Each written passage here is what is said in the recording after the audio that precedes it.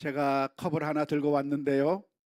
오늘 또 마술을 보여주는 게 아니고 한번 질문을 던지기 위해서 가지고 나왔습니다. 여기에 무엇이 보입니까? 커피가 있는 게 보일 것입니다. 커피가 반절이나 차 있습니까? 반절밖에 차이지 않습니까? 정답을 너무나도 잘 아셔요. 우리가 이 컵을 보면서 여러 가지로 볼 수가 있겠습니다. 커피가 반절밖에 없구나, 반절이 비었구나를 볼 수도 있고, 커피가 반절이나 차 있구나를 볼 수도 있는데요. 이 두 가지 관점 가운데 어느 관점이 좋은 관점일까요? 사실은 두 가지 다 좋습니다. 커피가 반절이나 차 있다라고 하는 사실을 보면서 감사의 마음을 갖는 것도 중요하고, 다 차 있지 않구나를 보면서 아직 부족한 것을 보는 것도 중요합니다. 우리가 부족한 것을 보게 된다고 한다면 그것을 채우기 위한 도전이 되는 것이고, 모든 발명의 어머니가 무엇인가, 필요가 발명의 어머니라고 하는 것처럼 우리가 부족한 것을 안다고 하는 것은 발전을 위한 동력이 되는 것이죠. 그래서 부족한 것을 보는 것도 중요하고, 그리고 또한 그 안에 있는 것을 보는 것도 중요합니다. 그래서 만족을 느낄 수도 있고 감사도 느낄 수 있기 때문에 그런 것이죠. 어느 한 가지 관점만 좋은 것이 아니라 두 가지 관점이 다 우리에게 필요한 관점이라 하겠습니다. 하지만 이것이 문제가 되는 경우도 있는데요. 이것이 반절이나 차 있다고 하는 것이 감사의 이유가 된다고 한다면, 그리고 지족하는 마음을 가질 수 있다고 한다면 유익한 것이겠지만, 반절밖에 차 있지 않음에도 불구하고 거기에 안주하고 아무런 발전을 꾀하지 않는다고 한다면 그것은 우리에게 해로운 관점이 될 수도 있는 것이죠. 뿐만 아니라 부족하다고 하는 것을 보면서 그것을 도전의 그런 동력으로 삼을 수도 있겠지만, 그러나 부족한 것을 보면서 절망하고 또 괴로워하면서 우울에 빠진다고 한다면 그것은 우리에게 좋은 관점이 아니라 우리를 해롭게 만드는 관점이라고 하겠습니다. 따라서 우리가 사실을 직시하는 것이 중요하겠는데, 그러한 사실 직시를 통해서 우리가 어떤 긍정적인 에너지로 삼는가, 아니면 우리를 힘들게 하고 고통스럽게 만드는, 그리고 주저앉는 관점으로 삼는가 하는 것은 아주 큰 차이가 될 수 있겠다고 하겠습니다. 그런데 우리는 종종 어떤 관점을 많이 갖게 되는가, 안 좋은 쪽으로 보게 되는 경향들이 많이 있는 것이죠. 부족한 것을 보면서 이렇게 부족하구나, 저것밖에 없구나 하면서 좌절하고, 그리고 쓰러지는 경우가 너무나도 많이 있기 때문에, 그래서 그것만 보지 말라고 하면서 반절이나 남았다고 하는 것을 보는 것을 교회에서 많이 강조하고 있는 것입니다. 어쩌면 우리가 감사주의를 맞이하면서, 그리고 11월 감사의 달을 맞이하면서 우리가 흔히 잘못되기 쉬운 그런 잘못된 관점을 가지는 것이 아니라, 우리가 어, 긍정적인 것으로 바라볼 수 있는 마음, 부족해 보이지만 그러나 있는 것을 바라볼 수 있는, 그리고 감사할 수만 있는 마음을 회복하는 것은 아주 중요하다 하겠습니다. 근데 사실 여기에는 커피만 있는 게 아니라 다른 것도 많이 있어요. 무엇이 있냐면 이 속에 공기가 반절 들어가 있어요. 뿐만 아니라 컵도 있습니다. 그리고 컵을 들고 있는 저도 있고요. 그리고 이 주변에 다른 배경들도 많이 있는 것이죠. 하지만 우리들은 한 가지만 보면서 하나만 집중하고, 그것이 얼마나 있느냐, 많이 있느냐, 적게 있느냐를 가지고 우리가 일희일비할 경우가 얼마나 많은지 모릅니다. 오늘 우리가 특별히 살펴보고 싶은 말씀은 오늘 추수 감사주의를 맞이해서 우리는 어떻게 바라보아야 할 것인가. 오늘 주님께서 들려주시는 아주 놀라운 신비한 말씀을 묵상하면서 은혜를 나누고 싶습니다. 마태복음 25장 29절의 말씀에 예수님께서 이렇게 말씀해 주셨습니다. 무릇 있는 자는 받아 풍족하게 되고 없는 자는 그 있는 것까지 빼앗기리라. 이것은 아주 놀라운 말씀, 신비한 말씀인데요. 그것을 있는 자는 더 풍족하게 될 것이지만 없는 자는 그 있는 것마저도 빼앗기게 될 것이라고 하는 이 말씀. 이 말씀은 예수님께서 달란트의 비유를 들려주시면서 결론 부분에 첨가해 주셨던 경구와 같은 말씀이라고 할 수가 있겠는데, 추수감사주의를 맞이하면서 이 말씀의 의미를 다시 한번 생각해 보았으면 좋겠습니다. 어쩌면 우리의 삶에 있어서도 이런 일이 많이 발생하는 것 같습니다. 사실 하나님께서는 우리들에게 많은 것을 허락해 주셨는데요, 그 많은 것을 허락해 주신 것을 보면서 감사하고 하나님의 은혜를 찬양하고 감사하는 그런 긍정적인 마음을 갖는 사람이 있는가 하면, 아무것도 없다, 다른 사람들과 비교하면서 나는 왜 이 모양일까, 나는 왜 없을까, 나는 왜 부족할까, 없는 것에만 집중하는 경우도 많이 있습니다. 조금 전에 제가 보여드린 것처럼 여기에는 커피만 있는 게 아니에요. 또 무엇이 있습니까? 공기가 차 있잖아요. 컵이 있잖아요. 그 위에 다른 것들도 많이 보이잖아요. 하지만 우리는 커피만을 보면서 없다고 생각하는 겁니다. 하나님께서 우리 인생에게 주신 것도 역시 마찬가지일 겁니다. 어떤 사람에게는 이런 재능을 주셨고, 어떤 사람에게는 이런 모습도 주셨고, 많은 것들을 우리들에게 주셨는데요, 우리들은 그 하나님께서 주신 것들을 바라보는 것이 아니라 그 중에 한두 가지에 집중을 해서 그것을 얼마나 많이 가지고 있는가, 얼마나 없는가를 보면서 원망하기도 하고 불평하기도 하고 짜증내기도 하고 힘들어하는 경우가 얼마나 많이 있는지 모릅니다. 그런데 그렇게 된다고 한다면 어떻게 될 것인가? 마치 아무것도 없는 것이라고 생각하고 나는 없다, 나는 부족하다라고 생각한다면 어떤 결과가 나타나게 될 것인가? 그 있는 것마저도 빼앗기게 될 거라고 하는 말씀입니다. 오늘 우리는 달란트의 비유 가운데서 마지막 한 달란트 받았던 사람의 이야기를 읽었습니다. 한 달란트 받았던 사람은 자신에게 주었던 그 한 달란트를 보면서, 자신에게 이 한 달란트를 맡긴 주인을 보면서 감사하는 마음을 가지지 않았습니다. 이 종은 불평하고 원망한 것이죠. 주인에게 고마운 마음을 전혀 가지지 못했던 것입니다. 마태복음 25장 24절의 말씀을 보니까 이렇게 기록하고 있습니다. 한 달란트 받았던 자는 와서 이르되 주인이여, 당신은 굳은 사람이라, 나쁜 사람이란 말이죠. 심지 않은 데서 거두고 해치지 않은 데서 모으는 줄 내가 알았습니다. 주인을 향해서 고마운 마음이 전혀 없는 겁니다. 자신에게 한 달란트를 준 그 주인에 대해서 고마운 마음이 전혀 없고, 그리고 불평과 원망 가운데 있는 이 한 달란트 받은 사람의 모습. 그랬기 때문에 이 한 달란트 받았던 사람은 그 한 달란트를 가지고서 그냥 땅속에 감추어 두고 만 것입니다. 잘 활용할 수 없었던 겁니다.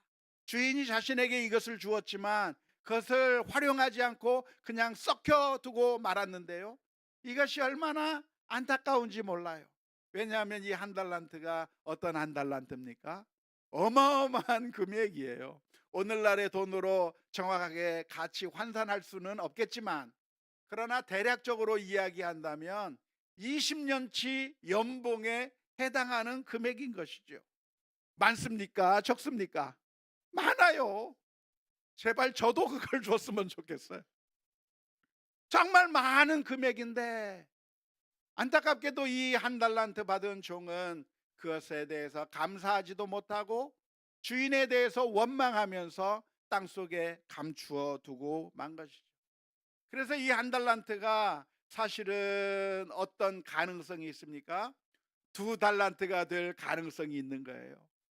열 달란트가 될 가능성이 있는 거예요.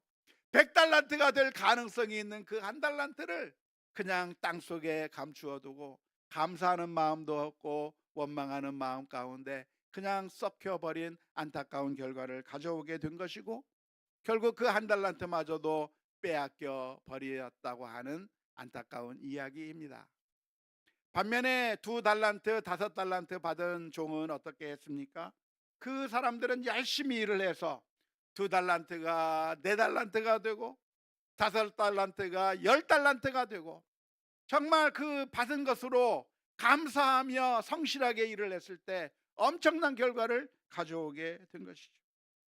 결국 어떻게 되었는가? 이 한 달란트 받은 사람은 감사할 줄도 모르고 원망과 불평 가운데 있던 이 종은 그 가지고 있던 것마저도 빼앗겨 버렸다고 하는 안타까운 이야기입니다. 예수님께서 이 비유의 말씀을 우리들에게 들려주었을 때 오늘 우리는 이 비유의 말씀을 보면서 바로 이 이야기가 다른 사람의 이야기가 아니라 우리들의 이야기라고 하는 것을 바라보아야 합니다. 그 옛날 주인이 종에게 달란트를 맡겼던 것처럼 하나님께서는 우리들에게 많은 것을 맡겨주셨습니다. 어떤 사람에게는 5달란트를 주었을 수도 있고 어떤 사람에게는 한 달란트를 주었을 수도 있겠는데, 그런데 우리가 서로 비교하면서 원망하고 불평할 것이 아니라 하나님께서 정말 많은 것을 다양하게 주셨다고 하는 것을 보아야 할 것입니다. 오늘 제가 이 컵을 가지고 나왔는데 이 컵에 무엇이 들어 있습니까? 커피와 공기가 들어 있는 거예요. 커피만 볼 게 아니고 공기도 들어 있다는 것을 봐야 하는 것이죠. 하나님께서 우리들에게 주신 것은 무엇인가? 우리는 없는 것만 바라봅니다. 부족한 것만 바라봅니다. 건강하게 바라보는 것이 아니라 없다고 하는 것을 사실을 그대로 보고 발전의 에너지로, 발전할 수 있는 동력으로 삼는다고 하는 것은 중요한 것이지만, 그러나 없는 것을 보고 나는 왜 없을까? 부족하다 생각하고 절망하고 우울감에 빠지고 그래서 쓰러지는 그런 모습을 보인다고 한다면 그 없는 것으로 바라보는 사람은 어떻게 될 것인가? 결국 그 있는 것마저도 빼앗길 거라고 하는 이 경고의 말씀을 오늘 우리 모두가 기억할 수 있기를 주님의 이름으로 축원합니다. 그런데 우리는 왜 잘못 보게 되는 것일까요? 이 컵을 보면서 왜 커피만을 바라보게 되는 것일까요? 이 속에 공기가 있다고 하는 사실은 왜 보지 못하는 것일까요? 그것은 우리가 커피의 가치를 너무나도 많이 두고 있기 때문에 그렇습니다. 지금 커피를 마시고 싶거든요. 그렇기 때문에 커피가 커 보이는 겁니다. 공기는 커 보이지 않는 것이죠. 마치 무엇과 같으냐면 우리가 우상화하는 것과 마찬가지라고 하겠습니다. 하나님께서 우리에게 다양한 것을 주셨는데 그 다양한 것 가운데서 어느 일부분만 너무나도 중요하게 생각하는 것이죠. 어느 일부분만 우상처럼 생각하는 겁니다. 우상화하기 쉬운 가장 흔한 것이 있는데 그게 무엇일까요? 돈이에요. 우리가 살아가면서 돈을 우상화할 때가 얼마나 많은지 몰라요. 그래서 돈이 누구에게 얼마나 많이 있는가, 돈을 얼마나 많이 가지고 있는가, 이것이 우리의 관심사가 되어서 돈이 많은 사람을 보면서 적은 사람이 괴로워하는 것이죠. 하지만 하나님께서 우리에게 돈만 주는 것이 아니라 여러 가지를 주셨고 많은 장점들을 주셨는데 우리는 돈을 우상화하기 때문에 그게 제일인 줄 알고 거기에 우리가 우상화시켜서 그것을 보고서 기뻐하거나 슬퍼하거나 절망에 빠질 경우가 얼마나 많은지 모릅니다. 우상하기 쉬운 좋은 것이 또 무엇입니까? 성공이라고 하는 우상이에요. 성공하면 좋은 것 같기 때문에 성공을 바라보면서 그것을 우상화하게 되면 다른 모든 것들은 다 없는 것처럼 보이는 겁니다. 없는 것처럼 생각하고 다른 것들은 중요하지 않는 것으로 보면서 결국 고통에 빠지고 슬픔에 빠지게 되는 것이죠. 사실 우리가 가지고 있는 모든 것들, 우리가 좋게 누릴 수 있는 모든 것들이 다 우상이 될 수 있는 가능성들이 얼마나 많은지 모릅니다. 어떤 것들이 우상이 될 수 있을까요? 사랑이 우상이 될 수가 있어요. 자식이 우상이 될 수가 있는 것이죠. 사람들에게 인정받는 것이 우상이 될 수가 있고, 건강이 우상이 될 수가 있고, 우리의 명예가 우상이 될 수가 있는데, 그 모든 것들이 나쁜 것이냐? 나쁜 게 아니에요. 있으면 좋은 것들이고, 그것을 누릴 수 있다고 한다면 좋은 것들이지만, 그것을 우상의 위치로 올라가게 된다고 한다면, 거기에만 집중하게 되고 그것을 최고로 여기게 되면 다른 모든 것들은 없는 것으로 생각되게 되고, 없다고 생각하게 되면 가지고 있는 것마저도 빼앗겨 버리게 되는 안타까운 결과를 가져오게 되는 것입니다. 그래서 우리가 성경을 읽다 보면 하나님께서 제일 강하게 경고하시는 것이 있습니다. 하나님께서 제일 강하게 경고하시는 것이 무엇일까요? 너는 나 외에 다른 신을 두지 말라. 다른 신을 섬기지 말라. 성경을 읽어보면 성경 처음부터 마지막까지 끊임없이 반복하고 끊임없이 우리들에게 경고하는 메시지가 무엇이냐면, 너는 나 외에 다른 신을 섬기지 말라고 끊임없이 경고하고 있습니다. 가장 중요하게 강조하고 있어요. 하나님께서 이렇게 다른 신을 내 마음 가운데 두지 말라고 경고하시는 이유가 무엇이겠습니까? 우리의 사랑을 하나님께서 독차지하고 싶어서, 우리가 사랑해야만, 우리가 하나님께 예배하고 하나님을 섬겨야만, 그래야만 하나님이 될 수 있기 때문에 그런 것일까요? 결코 그렇지 않습니다. 하나님은 어떤 하나님이신가? 하나님은 자존하시는 하나님이에요. 스스로 계시는 하나님이고 그 어느 것도 부족하지 않으신 하나님입니다. 우리가 예배를 드려야만 하나님이 되시고, 우리가 하나님을 섬겨야만 하나님이 하나님다워지고, 우리가 하나님께 영광을 올려드려야만 하나님이 하나님다워지는 것이 아니라, 우리가 예배하지 않아도, 우리가 감사하지 않아도, 우리가 하나님 앞에 찬양 들리지 않는다고 할지라도 하나님은 하나님으로서 충분히 영광 받으시고 충분히 하나님이세요. 우리의 예배가 필요 없으신 분이 하나님이세요. 그런데 그 하나님께서 우리에게 나를 예배하라 말씀하시고, 하나님만 섬기라 말씀하시고, 다른 신을 내게 두지 말라고 말씀하시는 이유가 무엇이겠습니까? 그것은 바로 우리들을 위해서.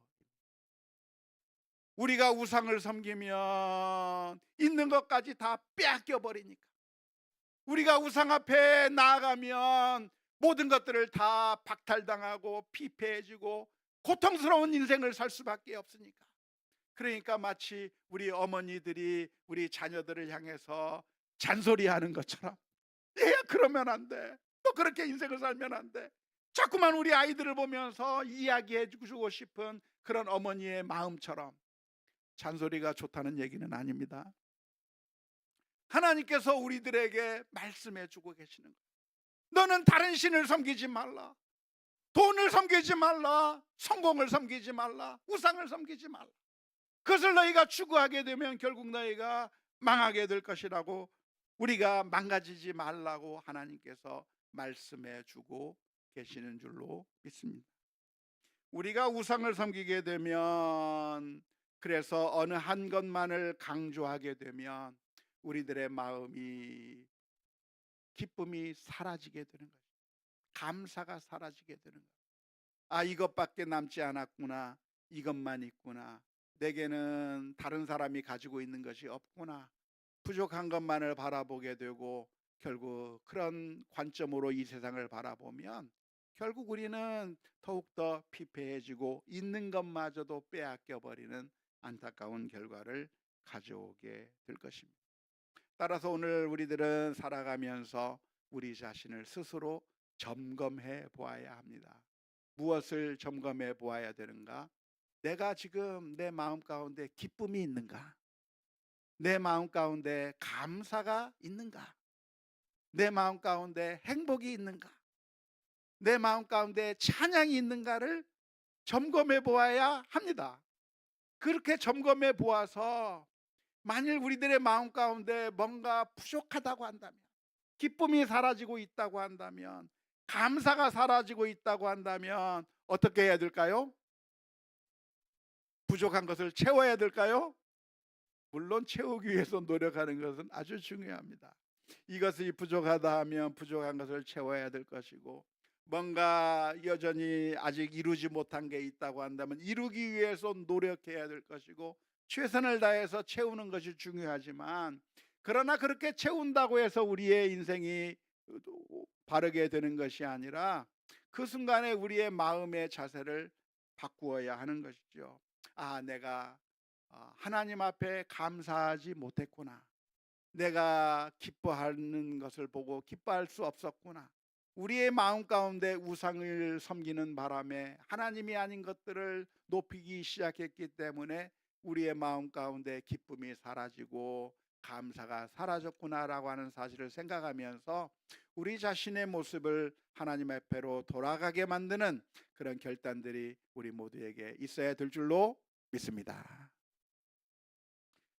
제가 늘 인용하는 표현인데요, C.S. 루이스가 이런 이야기를 했습니다.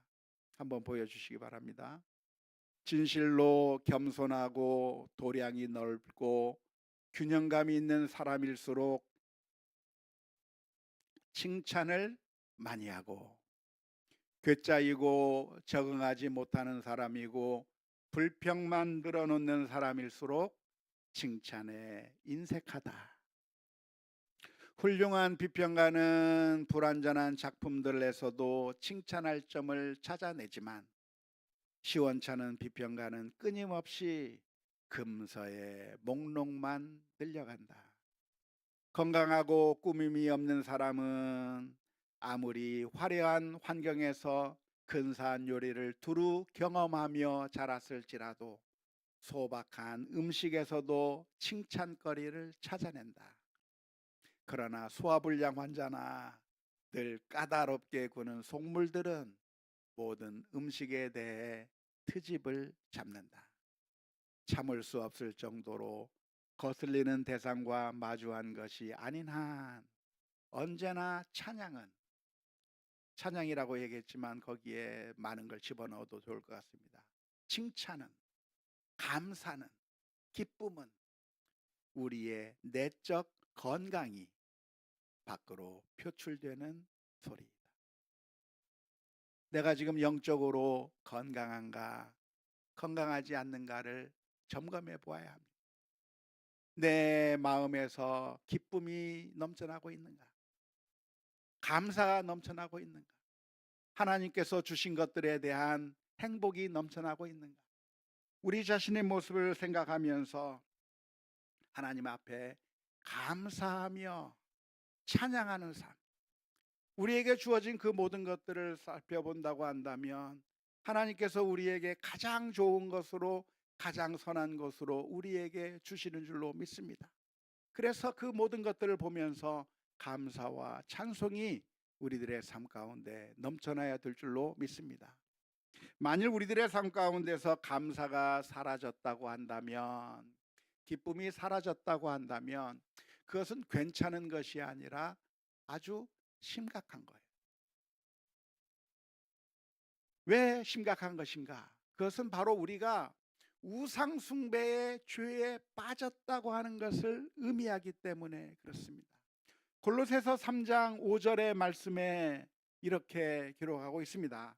그러므로 땅에 있는 지체를 죽이라. 곧 음란과 부정과 사욕과 악한 정욕과 탐심이니, 탐심은 우상 숭배니. 우리의 마음 가운데 욕심이 있다고 한다면 그것은 무엇인가? 괜찮은 게 아니라 우상 숭배인 것이고, 우리의 마음 가운데 불만을 일으키고 감사할 줄 모르고 불평하게 만드는 그 모든 것들이 사실은 우상 숭배라고 하는 사실을 기억하면서, 오늘 저와 여러분들이 오늘 이 시간에 특별히 추수감사주의를 맞이하면서 결단할 수 있는 그런 시간이 되었으면 좋겠습니다. 감사할 줄 모르게 된다고 한다면 그것은 건강한 게 아니라 잘못된 것이며 결국 우리를 파멸로 이끌고 있는 것마저도 빼앗기는 것이라고 하는 사실을 기억해야 하는 것이죠. 반대로 우리가 감사할 수 있다고 한다면, 감사가 있다고 한다면, 찬양이 나오고 기쁨이 나오고 그런 것들이 나오게 된다고 한다면 어떤 결과를 가져올게 되겠습니까? 더 풍족하게 됩니다. 감사한다고 한다면 내가 더욱더 풍성해지는 길입니다. 찬양한다고 한다면 우리의 삶이 더욱더 기쁨이 넘치게 되어 있습니다.